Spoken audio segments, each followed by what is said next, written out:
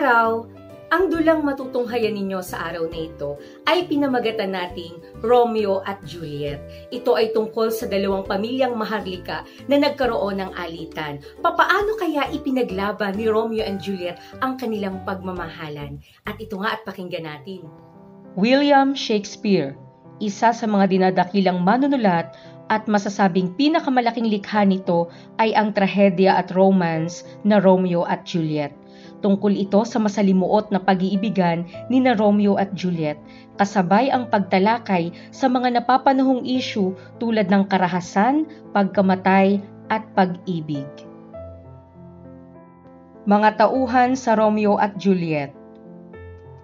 Romeo, mula sa pamilyang Montague, isang mapagmahal na binata at kasintahan ni Juliet. Juliet, nag-iisang anak ng mag-asawang Capulet, ang kasintahan ni Romeo, isang mapagmahal na dalaga. Paris, ang karibal ni Romeo sa pag-ibig ni Juliet, masugid na manliligaw ni Juliet.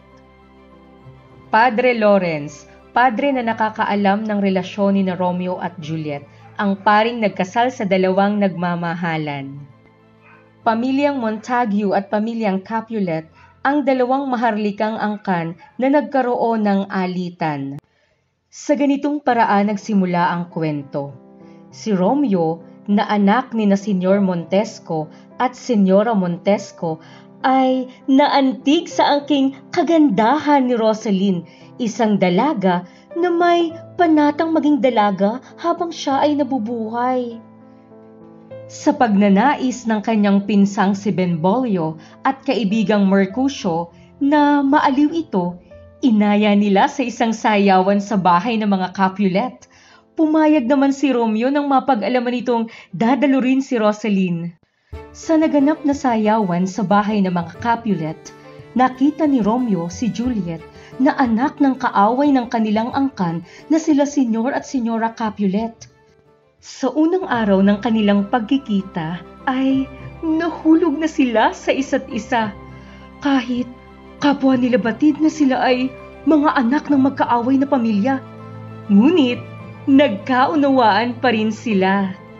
At dahil dito, nagkasundo silang magpakasal kinabukasan sa tulong ni Fray Lawrence, ang padre kumpisor ni Romeo. Pagkatapos ng kanilang pag-iisang dibdib, sina Tybalt at Mercutio ay naglaban at dahil dito ay nasawi si Mercutio. Nalaman ni Romeo ang pagkamatay ni Mercutio at naging dahilan ng kanyang paghiganti. Dahil sa kanyang paghiganti, napatay ni Romeo si Tybalt. Nagmamakaawa ang mga magulang ni Romeo, ngunit ang naging hatol ni Prinsipe Scalo sa kanya ay ipatapon sa labas ng Verona. Sa pamamagitan ng kasakasama ni Juliet, ay muli silang nagkita ni Romeo at nangyari ang unang gabi nila bilang mag-asawa. Ngunit sa gabi ring iyon ay ipinagkasundo ni na Senyor at Senyora Capulet si Juliet kay Conde Paris para sila'y magkaisang dibdib. Labis ang pagtutol ni Juliet dito, kung kaya't humingi siya ng tulong kay Fray Lawrence upang hindi matuloy ang nasabing kasalan. Binigyan ni Fray Lawrence si Juliet ng likidong pampatulog upang ang naghihinagpis na binibini ay magmistulang bangkay sa loob ng 40 oras.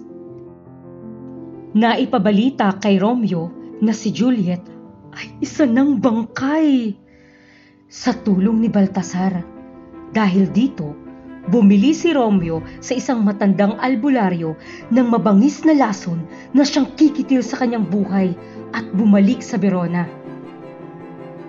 Ngunit sa kasamaang palad, hindi na ihatid ni Fray Juan ang liham ni Fray Lawrence na nagsasabing hindi patay si Juliet.